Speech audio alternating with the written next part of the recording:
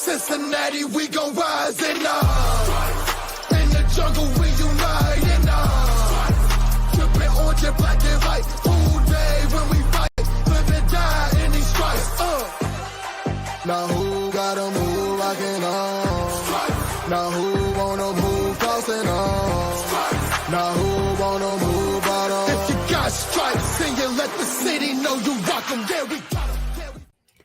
What's going on, everybody? Welcome to Bengals Brews. You can see we're a few co-hosts short here today, but we brought the heat, we brought the power.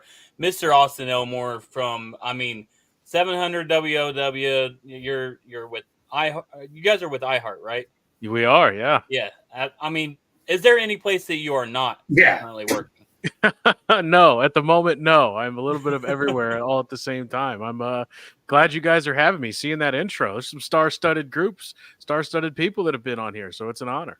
Hey, nobody compares to you, though, my friend.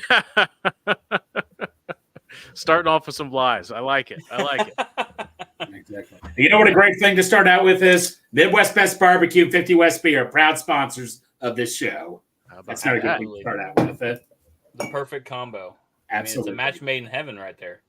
Absolutely. What's going on, fellas? Anything exciting to talk about in Bengaldom right now? I mean, we've got the Joe Burrow interview. We've got crickets elsewhere. I mean, there really hasn't been a lot going on, but hey, we're here to talk football. So yeah. So Austin, I guess we'll just start out since you first on the show. What was your thought on free agency? How that all happened?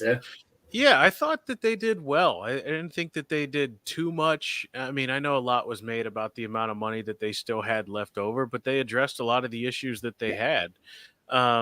First and foremost, I think for me, the running back position being addressed with Zach Moss, who just fits everything that they do better than Joe Mixon did.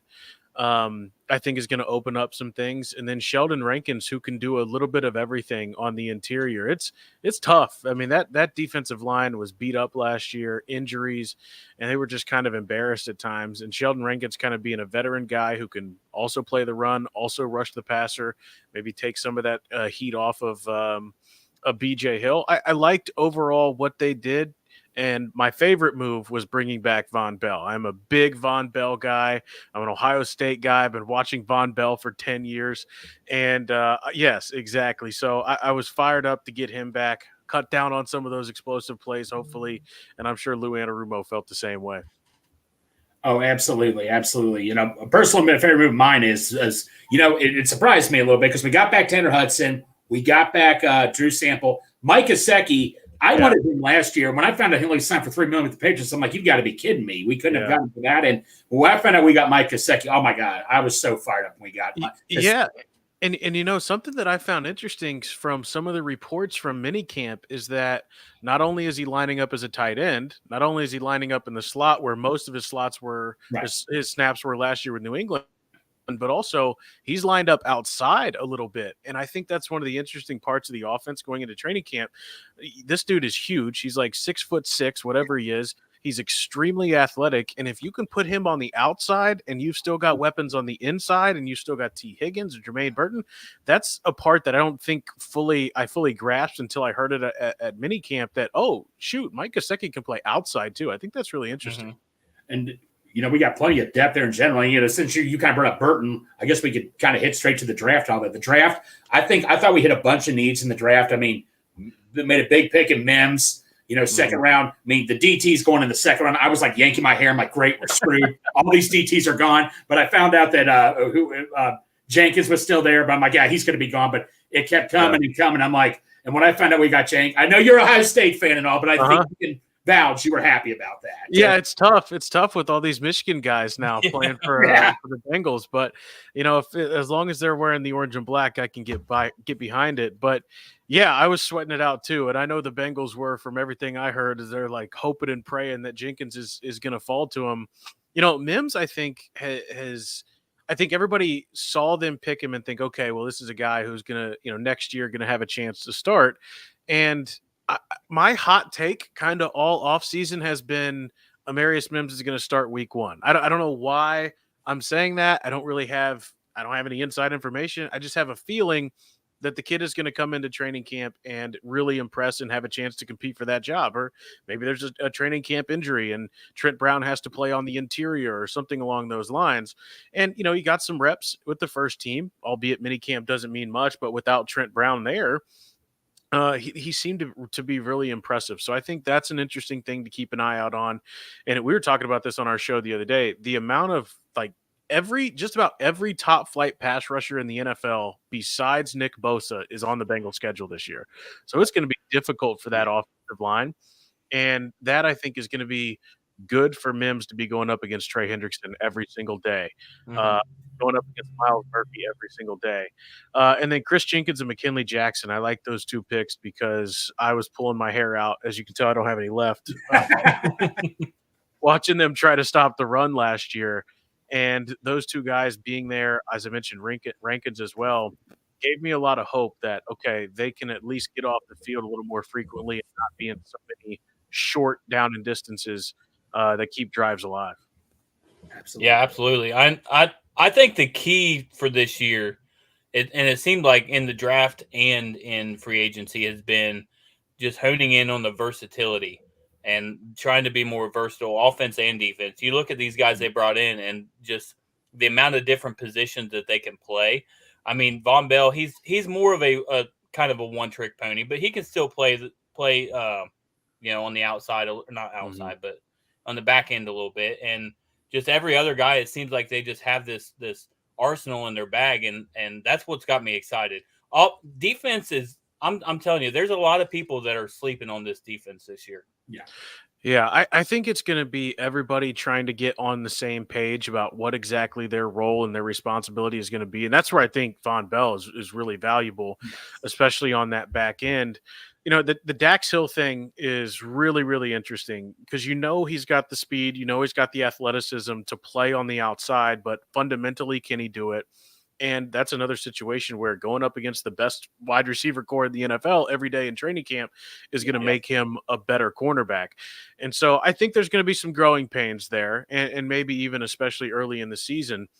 But you're right. Moving all these different guys around. Jordan Battle, who played excellent last year in his rookie year, now gets Von Bell to bounce his ideas and responsibilities and things like that off of. And Von can kind of come in and be that guy who can come down and box on a tight end. He's not going to cover a slot guy or an outside guy, but he can bring down and cover those tight ends, cover those running backs out of the backfield, those type of guys that I think just gives Lou so much versatility. And then on top of that, we know he loves to blitz and, using guys like Mike Hilton and being able to kind of get back to that because it kind of went away from it at times last year because there were so many issues on the back end that they were trying to figure out that he didn't have the chance to get down into his bag as much. And I think we'll see that return with some consistency, certainly on the back end.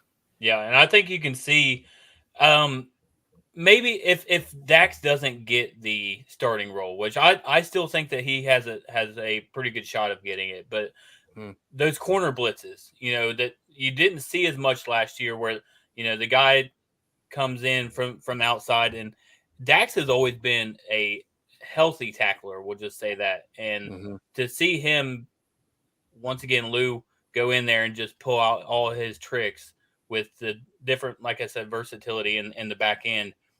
That's got me excited for sure. Yeah, and drafting a guy like Josh Newton as well, who I think is going to be interesting how he fares on the outside.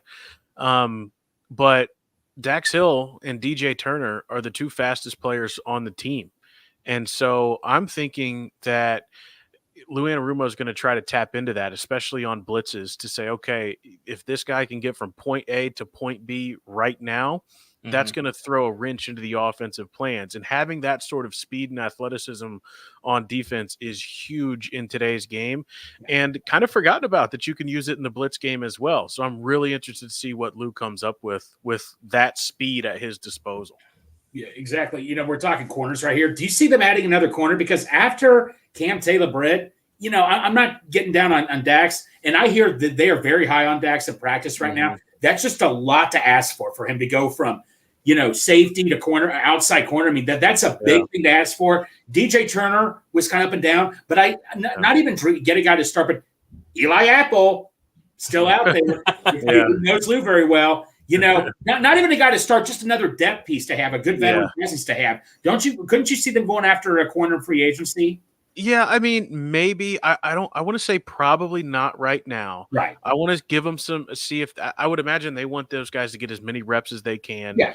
at training camp. Give it a week or two, see how it goes, and then maybe reevaluate those positions. But that's a position that you can never have enough depth. It's a hard position to play. They always get beat up. They always get hurt.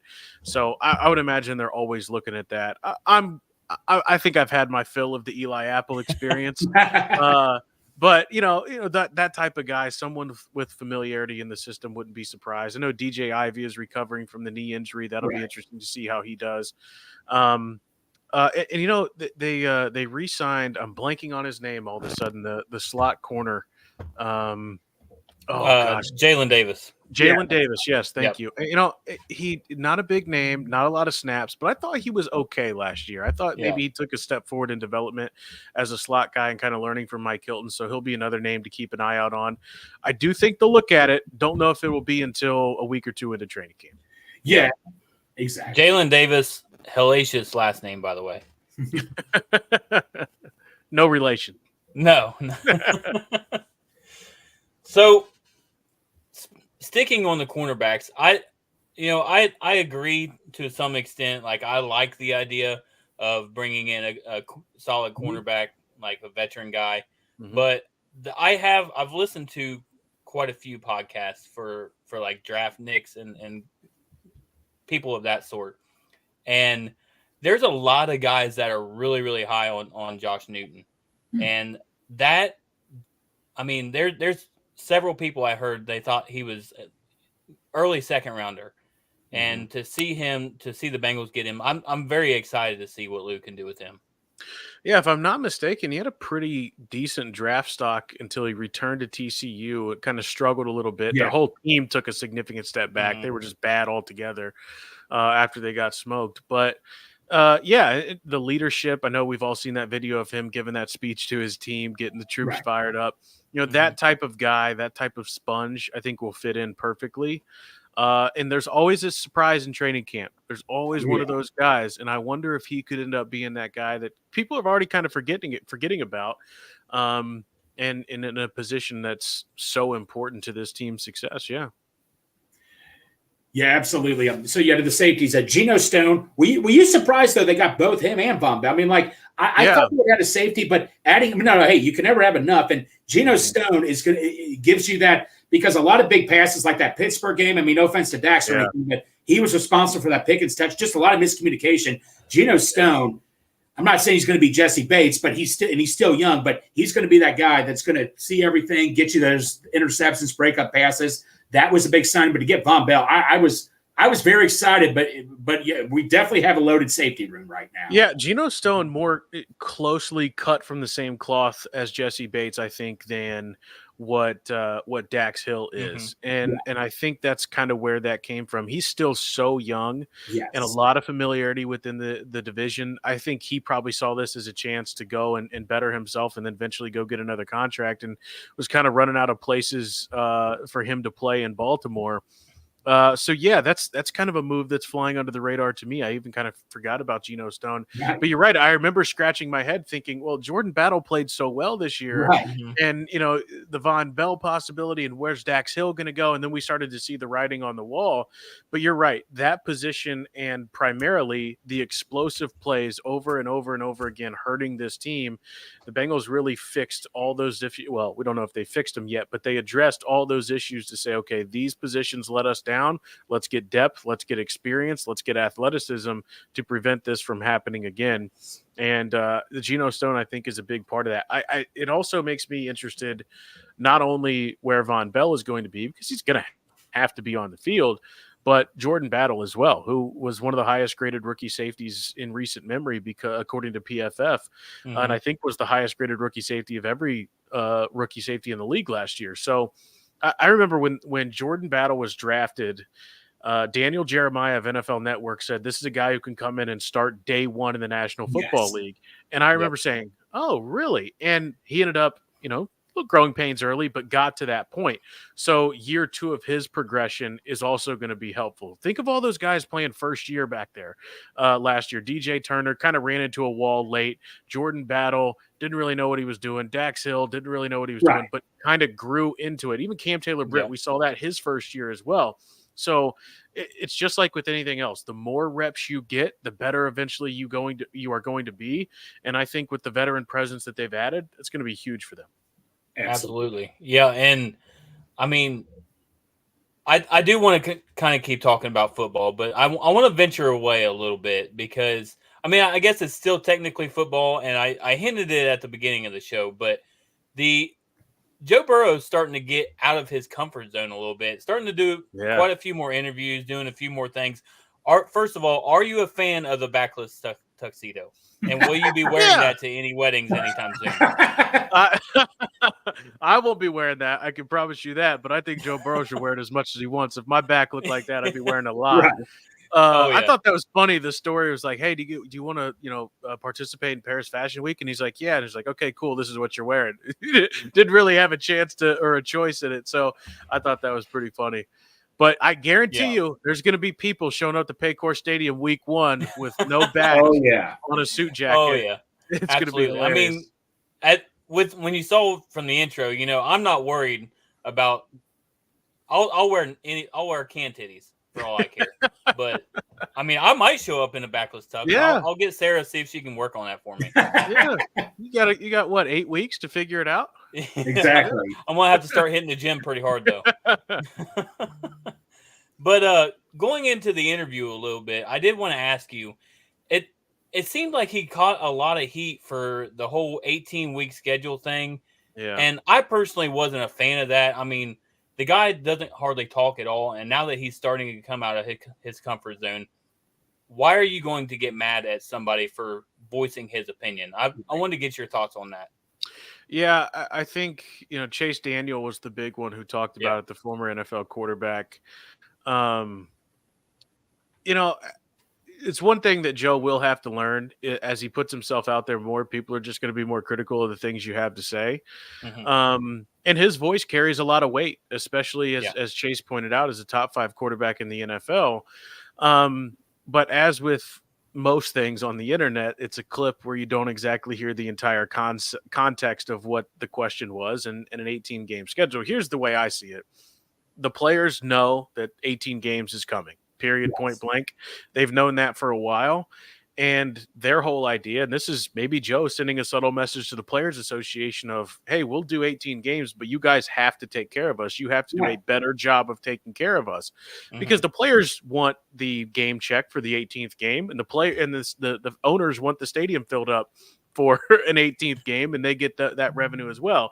So that's ultimately what it comes down to. But it's like, okay, well, you preach player safety. You don't always back it up with your actions.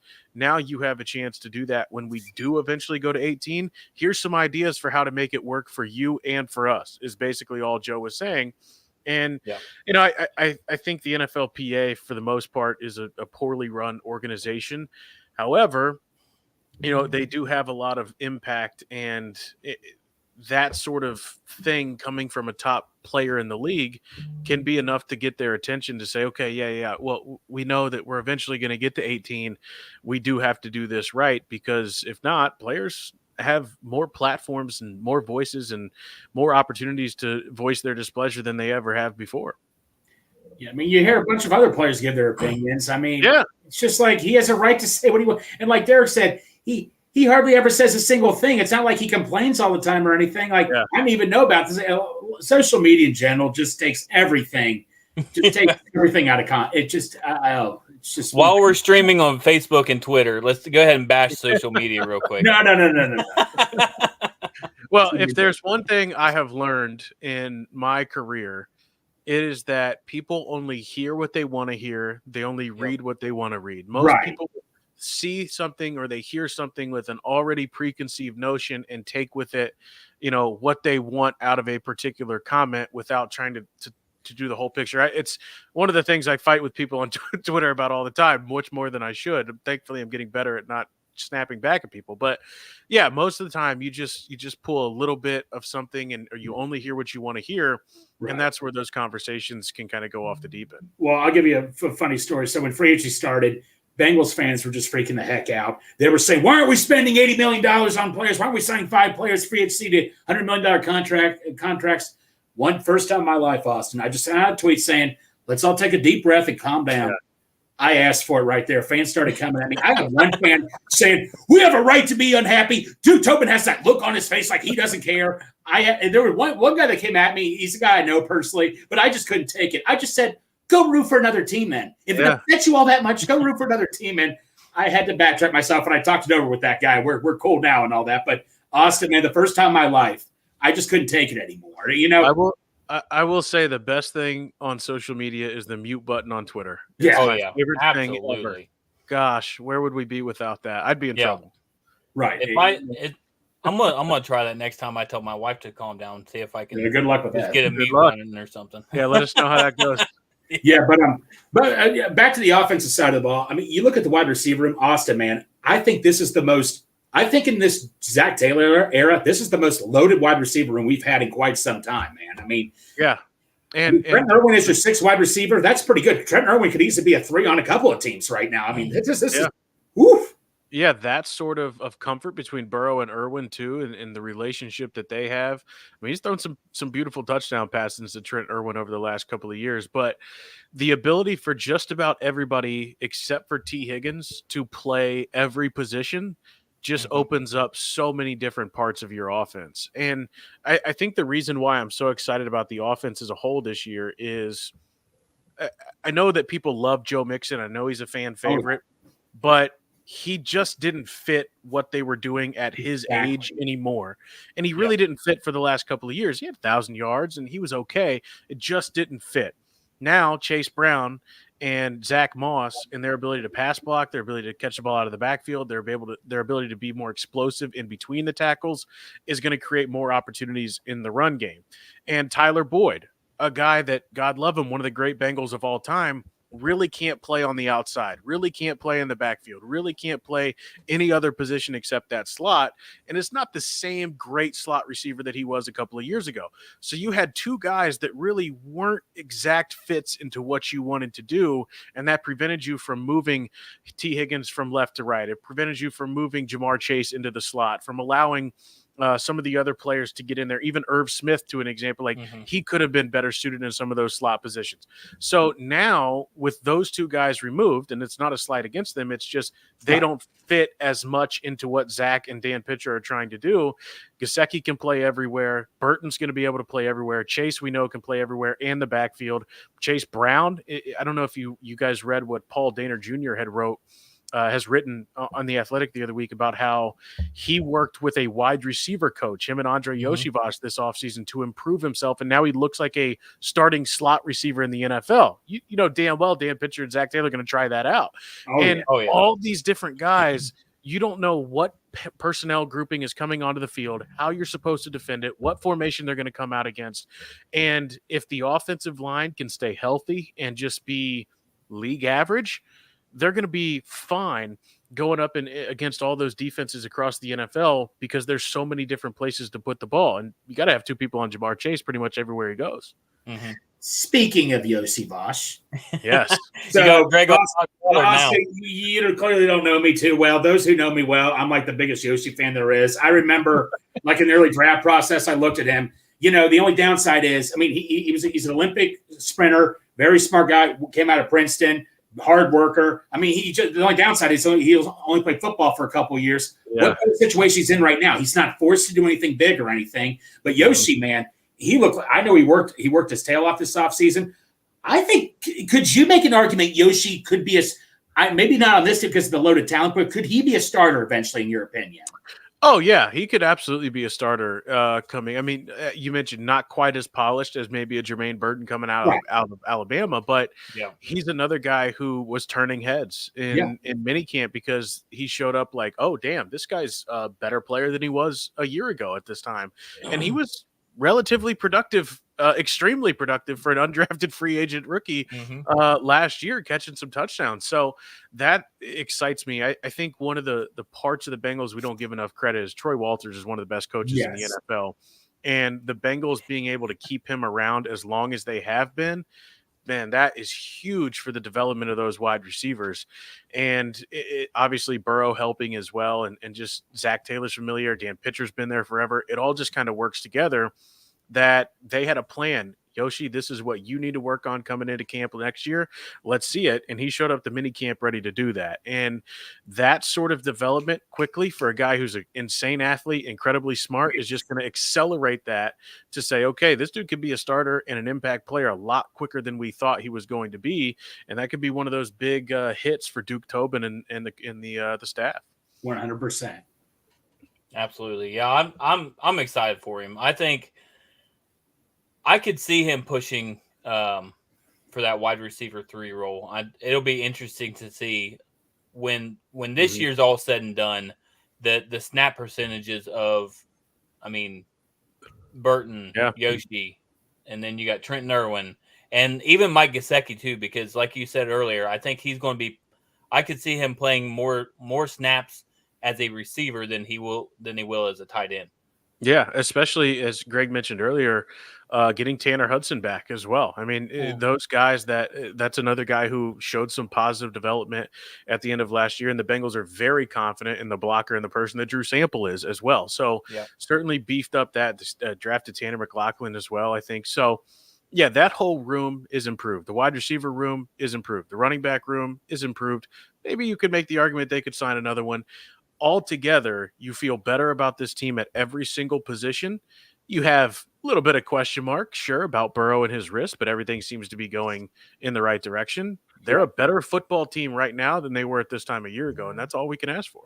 Leonard Fournette is still out there, and I'm just saying, man, that would they say, and hey, he's an LSU. I know he didn't play with Burrow, but he's an LSU guy. True. I'm just saying, the name that keeps coming back to my head is Jerick McKinnon, just because he's kind of like a Chase Brown, kind of the mix between Zach Moss and Chase Brown, and a really, really good pass blocker. All the things we just talked about, we know the Bengals love to go empty. We know Joe loves to go empty. There's going to be a lot of wide receivers on the field. They're going to need people that can pass block and kind of a running back that can go back and forth between being out there and being inside, especially if they go quick. So those type of players, I think, are going to be big. I think that's a position they certainly will address coming into training camp between the next couple of weeks if they don't like what they see early. Because behind Chase Brown, I don't have a lot of confidence in that position. I haven't really seen much from those guys. No confidence in Chris Evans or... Well, Chris Evans, Michigan guy. You know what's crazy is in a big play in the Super Bowl, Chris Evans had a play called for him. Big moment in the Super Bowl. They called a play for Chris Evans, and Burrow just missed him. I can't believe he has been as just not as productive as after his rookie season. I was like, okay, this guy could be something. And he played slot, I think, early in his career at Michigan too. So it's like, okay. And then just really hasn't been able to get up off the floor. It's crazy. Yeah, it's insane to me.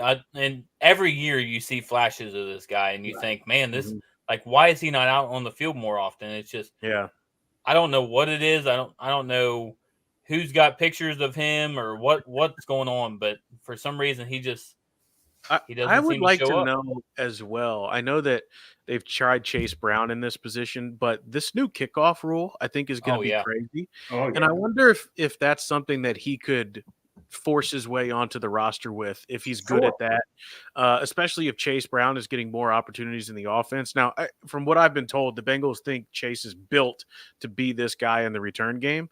But, he's not going to play that every single time. That's something where special teams we know is critical. I wonder if that's a way Chris Evans can get his force his way onto the roster and kind of turn some heads, because I think we kind of keep forgetting about that rule. They're going to line up in week 1 and people will be like, what the hell is this?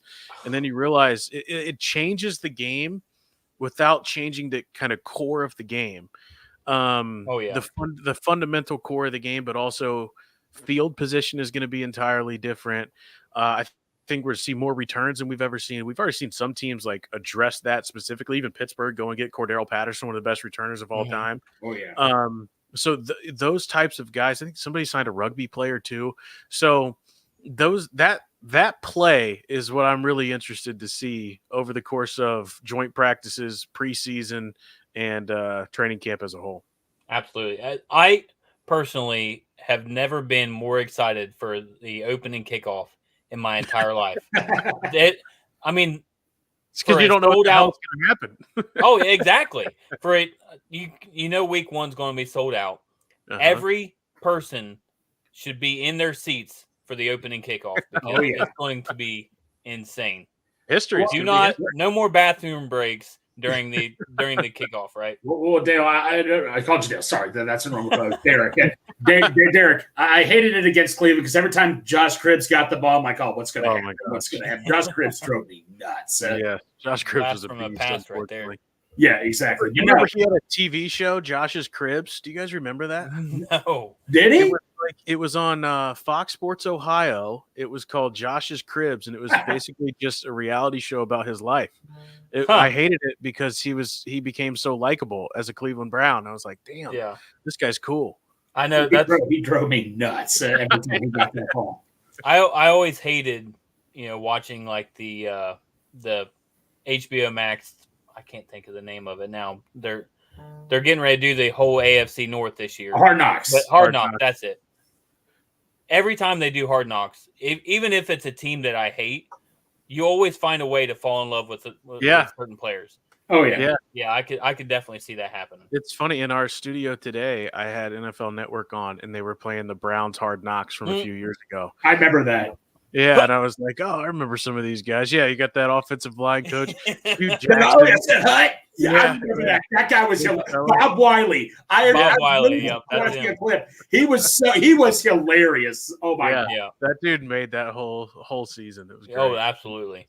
Yeah. Maybe even kind of sort of like you said, as an Ohio State guy, and maybe even like kind of like Baker Mayfield, but not really at the same time. You know what? I've said this before. I hate how much I like Baker Mayfield.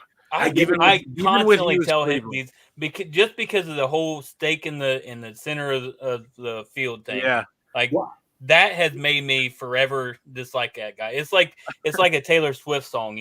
I'll pretend that I hate it because that's just what you have to do. One of my favorite Baker moments.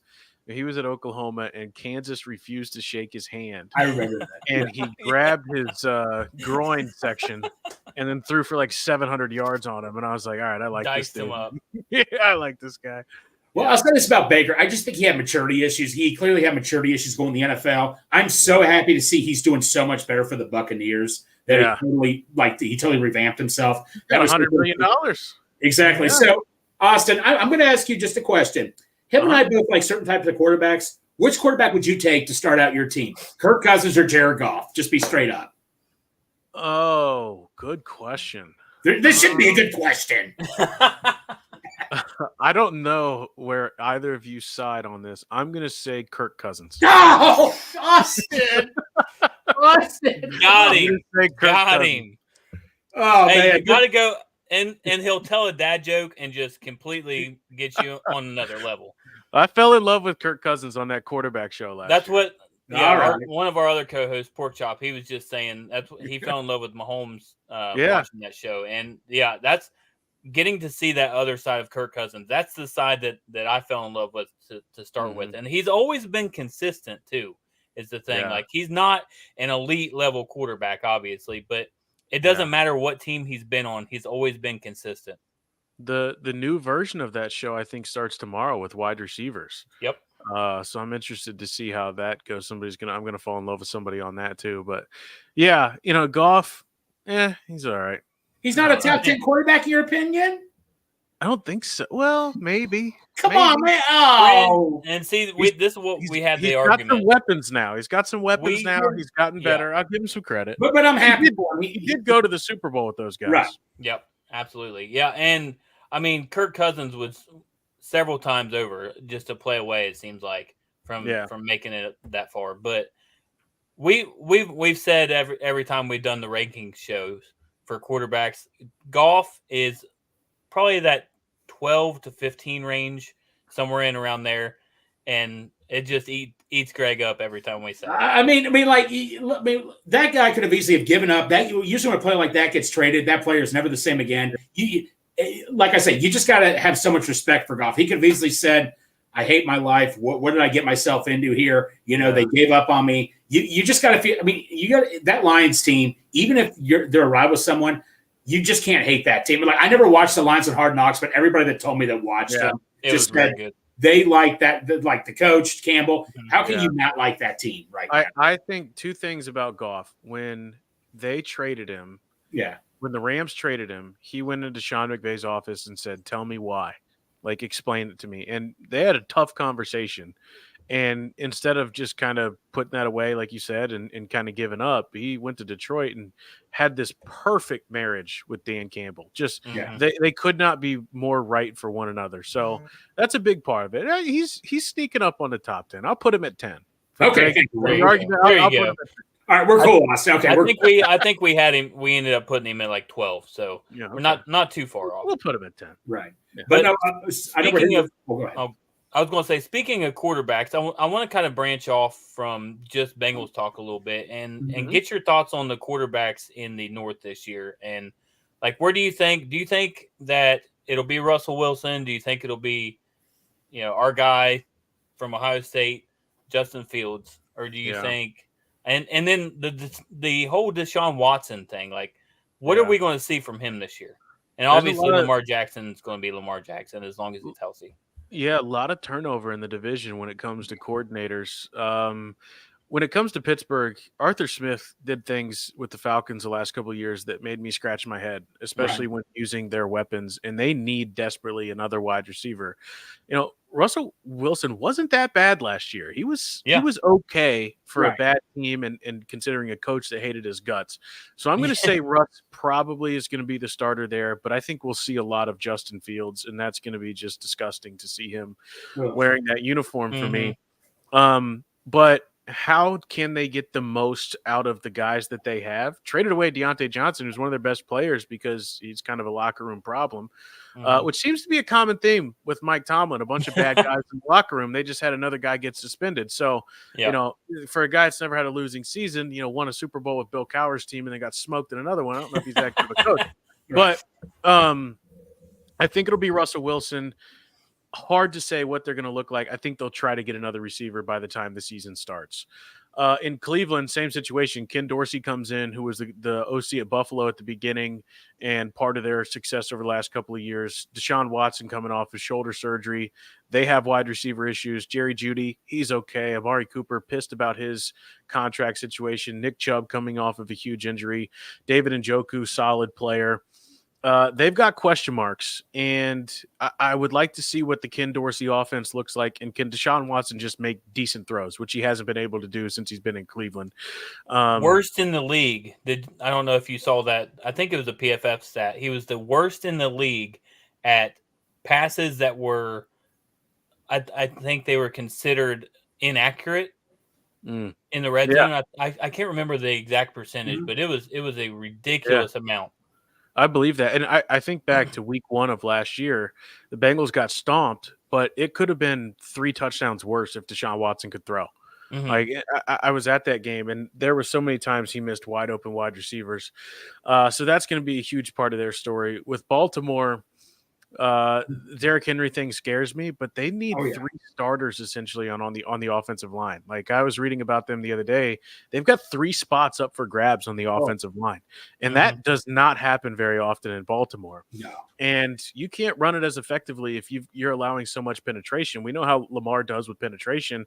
So I think that'll be an interesting part to keep an eye out on. And on the flip side of them, just to get off quarterbacks for a moment, Mike McDonald left. He's in Seattle now. So what exactly does that defense look like without him, who just kind of perfected that scheme and that system that he brought with him? So a lot more turnover in the AFC North, and obviously the Bengals move on from Brian Callahan, but a lot of turnover in the AFC North, and I think the Bengals came up the best out of all those just because they were able to promote from within. And Brian Callahan did us a big favor. He took his dad away from Cleveland. Offensive He line. did. Yes. He did. And Thank you, Brian Callahan. And he took L'Jarius Sneed from the Chiefs, which Mhm. I'm a big fan of. The Titans have a good roster. So They've got a Callahan, really good roster. thank you. Yeah, absolutely. If they get the quarterback situation figured out, I think they're going to be pretty decent this year. Yeah, I love CJ Stroud, but he's been talking a lot, and I kind of feel like that welcome to the NFL sophomore slump could be coming for him. They're getting hyped like you would not believe. In the NFC, it's the Bears. In the AFC, it's the Texans. There's so much hype around those teams. I wonder if some of those moments are coming for those teams. Well, I tell you what, CJ Stroud, if he didn't get hurt, I thought he should have been MVP last year. I mean, look what he came to. He started all over. I didn't know half the receivers on that team. I got cocky with the Bengals. I'm like, oh, we're going to beat Stroud. Stroud's been getting lucky. I'm like, what the hell was I just thinking? It would have been nice if Tyler Boyd could have caught that ball in the end zone. Would have been 5-0 in the games Burrow was healthy if Tyler Boyd catches that ball. But yeah, I mean, CJ, I remember openly saying multiple times, this is one of my worst ones ever. I was like, CJ Stroud's not an NFL quarterback. He's not an NFL quarterback. He's no good. He's not going to be any good. I had to eat a lot of humble pie last year. Oh yeah. Yeah. I thought he was going to be decent, but yeah, I definitely didn't see him doing what he did. No. Yeah. Well, I know you said you had about 40 minutes, and we kind of went over a little bit, but I got one last question for you. Hit me. Rank the AFC North, and then we'll get you out of here. I think the Bengals are the best team, but uh-oh. That's a big but. Yeah. But it doesn't matter. The Bengals are still the best team. I'll get them number 1, Baltimore 2, Cleveland 3, Pittsburgh 4. Ooh. That would be my ranking. Perfect. Well, Austin, man, we really appreciate your time. We'll definitely have to have you on again. Absolutely. We'll bring you back on when we got the 2 crazier guys of the show back on as well. It's always a fun time when they're on. But Dale's a big Ohio State fan too. Huge Ohio State fan. I thought I was an Ohio State fan. Podcast then. Yeah. Oh yeah. Well, two of the 4. We'll just say that. Yeah, the other guy's an LSU fan. Pork chop. Oh yeah. Gosh. Well, Austin, man, we appreciate you, and we hope you have a good week. And like I said, we'll have to have you on again sometime. Thank you so much, buddy. Yeah, thank you guys so much for having me. This was fun. Absolutely. Who day? Who day? Oh, and I cut him off right at the who day. Well, I hope you're happy, Mr. Kirk Cousins. Absolutely, man. Hey, anytime I can get a moment to step on my pedestal and hype my guy Kirky K up, I'm down for it. Oh, absolutely, absolutely. It'll be funny if we do fantasy football. You end up with Jared Goff and I with Kirk Cousins. Maybe you and I can make a deal or something. Yeah. If that ever does happen. Hey, and speaking of, notice in the background, I do have. It's not signed yet because I'm not flying out to California to get this thing signed, but he will be when he comes in. We'll get this bad boy signed. This will go to the winner of the Bengals and Brews Charity Fantasy League. It's a Corey Dillon jersey. Obviously, you can see it's the new stripes. Dude, this thing looks killer. Oh, I'm excited for it. I hope I win. If I do win the league, I don't know. I might give it away anyway. We'll have to see. We'll see what happens. You have to see. I plan on winning it all, by the way. Well, Derek, why don't you tell everybody how you start? Oh, somebody's here. Uh-oh. What's up, man? What are you doing? In the world? What are you doing? I'm joining the show. Where's Austin? Joining the show? Yeah, where's Austin? Oh, he just hopped on out. He just hopped on out. You know what it is? We've never seen Austin Elmore and Pork Chop in the same place. It's true, man. Time. You take this beard off. Well, right? when we told him you were an LSU fan, he's like, eh. But he wants to meet Dale, who's an Ohio State fan. Huh? Yeah, I guess so. I mean, it's uncommon up here, but to be honest, I'm an LSU fan, the same reason that they're Bengal fans down in the Bayou. Exactly. Joe Burrow, Jamar Chase. I didn't really pay attention to a lot of college football before that. But then when I did start paying attention to college football, I wanted a team that could win it all. And I wasn't like tied. I know everybody around here is Ohio State, but so I just started watching them. And then I'm telling you, Harold Perkins Jr., he's the one that sold it for me when I watched. And this will be his last year in college football. Well, I don't know. With the new thing where they get paid, he might stay another year. But you want to watch a beast. of a linebacker, go watch that team, man. I'm telling you. Oh, I didn't even see this. I don't know if he's going to be starting or not. I need to, because we're getting very close to the season. I'm going to have to start doing some deep diving, seeing as far as Ohio State goes, what's going on. I want to do some muff diving. I if I'm going diving. But no, hey, Derek, I think I know somewhat how you started. Why don't you give anybody that doesn't know a little background how you started the whole fantasy football thing? Oh yeah. So I've always played fantasy football for a while, and the year Burrow was drafted, I was like, you know what?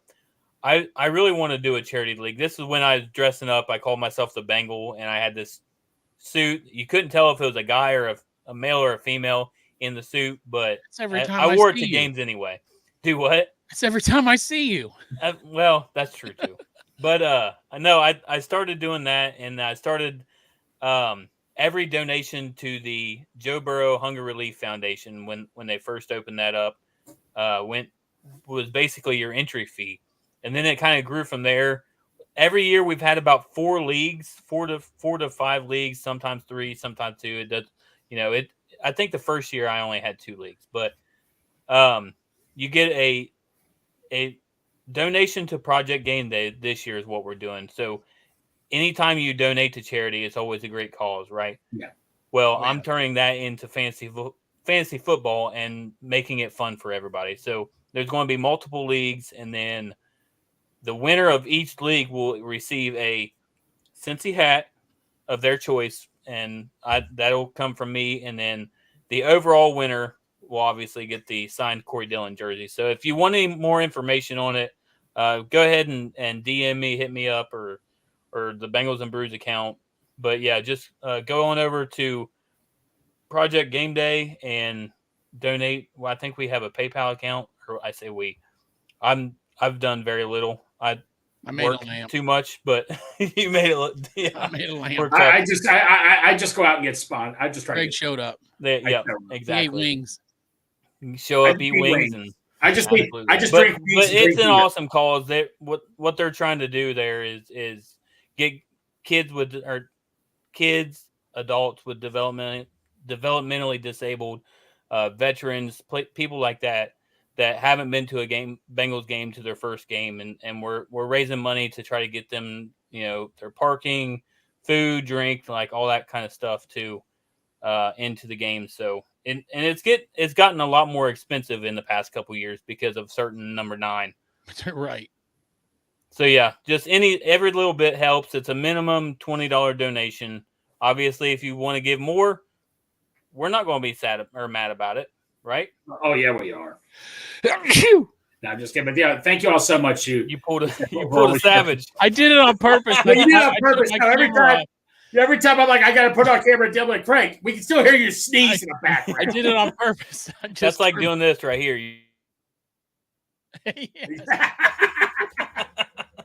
Yeah. Oh man. But man, anyway, yeah, I'm telling you, Austin, dude, the insight that this guy has on the team is insane. I wanted to know. I put that question up at the end if he was that the DJ that. I got ready to click on it and I forgot. That kid Chris did the prank call because that thing was epic. Whoever it was went off like, we're just 2 guys trying to make a living here, and then he started making. And then he's like, I'm not a truck driver like you. And I was thinking, I'm a fucking truck driver. I have a CDL, man. I got beef. Oh man. Yeah, I meant to put that up, and then I being on the radio, following our dream. Did you hear that prank call? That was a while ago, wasn't it? Yeah, that it was. It was a few years ago, man. Yeah, I vaguely remember it, but yeah, it was great. It was awesome. So, Chop, what's going on, man? No work tonight, or I'll tell you what, I just made a shirt that I'm pretty proud of. Yeah? Yeah, I think it's trendy too. Let's see if I can find it. Speaking of the Chop Shop, get your merch. I obviously have to get the sleeves out, but yeah, you got to get the guns out, man. Yeah, absolutely. And this is starting to become more of a belly shirt. I don't know what's going on with that. If it's I think my wife shrinks my Because shirts, your belly's honestly. growing out of your shirt, Derek. I thought it was because Sarah was washing them with warm and then No. throwing them in the dryer. And you're telling me it's because I'm gaining There pounds. you It's go. not Look at because this. she's shrinking my clothes. See that one? That looks pretty cool. Oh, that is here. Hold on one second. Yeah, I just got done making that one. Oh, that is pretty bad. You know what? That's what Burrows said, right? That's exactly Yeah. his signatures on it, Derek. I got him to sign every single one of them that I sell is signed by Joe Burrow. That is pretty cool. Man, I'm telling you, what a nice guy, right? Very humble. Yeah, to sign all these shirts for and me. sign all those shirts for you. Yeah, well, I got all these daughters. He's single now, so I think he's trying to tell me something. You got to earn that shit. You want to be my son-in-law, though. Absolutely. Sign some shirts, motherfucker. Let's go. Oh yeah, that's great. I'm gonna have to get me one of those. Anyway, I was pretty happy with that one, man. I was just like, sometimes you scroll through Twitter, X, whatever you call it, and you get ideas, and I'm like, I saw Joe Burrow's quote, and I'm like, boom, let me do that, man. Oh yeah. So I sat down here and worked on it. So Derek, Jamar's down there somewhere, right? I got a good one on hold though. If Corey, it might not ever be published, but I strongly believe it will. That as soon as Corey Dillon gets inducted into the Ring of Honor, I know it's going to be this year. I feel it. I got a shirt ready to release for that too. Yeah. And Corey signed every one of those too. Little hidden secret. Wow. He's going to sign it. I got them all working. I got them on a payroll. All of them. I love it. Did you have something, Greg? I was going to say, Derek, what did Bengals? I know it's been 2 years since I don't know if everybody knows this. Today is July 9th. 2 years ago, I remember it was Dale and Bourbon did an after show on Brews, After Dark show. That's what I met for the first time. So you guys have done Brews for well over 2 years, haven't you now? Oh, asking me to. I think you have. This brain of mine. We started Bengals and Brews. Oh, it's at least 2 years. I think it was. Old. Yeah, it was the Super Bowl year. When we started it. So this will be year 3. Wow. Congrats, man. And we're keeping it rolling. We got some more coaches. How many we got now? Do what? We got spots left still? I will have to look and see. That was what I was going to do. Jimmy, if you're watching, I need you to send me the amount. There's always spots. I mean, just keep just keep going. We're going to keep going. We'll just make a new league, right? If we fill up one league, we'll just start another. Yeah. Yep. Okay. Absolutely. And if for some reason the last league doesn't fill up, I can always. I mean, I'll buy a couple more slots, and I think my wife said she wants to play, so we can easily fill up the last one. That's good. But yeah, it's a lot of fun, man, and I'm going to need plenty of people who are willing to organize and do all that, because my time is very limited anymore with work and the kids and all that freaking nonsense. Hopefully the kids didn't hear me. They're all 18, so motherfucker. No, Derek. I have to tell you this. That, like, one year when you were contacting our league, you're like, okay, why don't you pick a commissioner? Why don't you pick? I don't know how the heck you do that. Dude, being in charge of one league alone. Remember before Venmo was out, you would have to get cash from people. It was the worst. I'll pay you in a little bit. I can't pay you this week. Oh yeah, I'll pay you. And they don't pay the cash in time. You're like, well, I was gonna pay you, and it's just. I think you start. Greg's got one he does too for charity. Did you start yours already? Because I didn't get a link for it. I did not. No, I don't do one for charity. No. Oh, you do one for you. No, I don't do one anymore. Ever since I joined Derek's, I've only down to one. I remember live on the air. Thank you, Matt. Matt just bought one. Oh, look at him! Yeah, look, he's the first one. He'll have the first one autographed by Joe Burrow. That's the one, number one, the original. You might want to frame that, Matt. You might want to frame it, and then that way, because in 500,000-600,000 years, it'll be worth something to some fucking archaeologist trying to figure out how these soft shirts were made. Absolutely, yeah. Right, no, Derek. Like I say though, man, I give you all the credit, man. For managing all these leagues, you do a hell of a job every year. I don't know how the hell you do it. I don't know how the hell you don't get stressed out over this, because let me tell you something, man. I could sit here and tell you a bunch of fantasy football stories where I have people end their friendship because of fantasy football. It stresses me out every week. Last year I did 2 fantasy football teams. I don't usually do fantasy football. I did the one you do, Greg, and I did the ones for Bengals and Brews. And I was stressed out just trying to work on my fucking bench every week.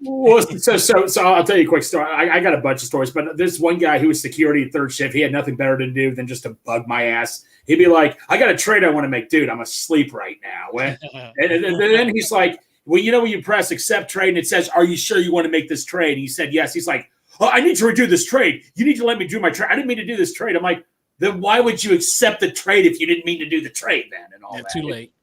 Just like, no. It's just there. Like I said, Greg is the one to fleece you on a trade. Thank you. Appreciate it, Matt. But no, I got so tired of dealing with.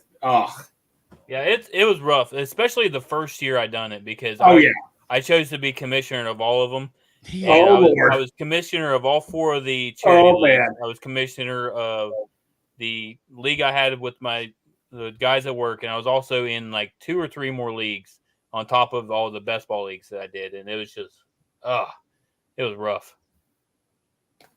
And I think that year was also the year I did the or maybe it wasn't. It was the year before. I remember doing a 20-team league with Joe Goodberry. Joe Goodberry and Jake Lisco did a 20-team league for the Locked On Bengals podcast way back then. Was your starting quarterback a backup quarterback pretty much? Oh, dude, it was terrible. Man. I had guys in my starting lineup that I'm like, just give me a point.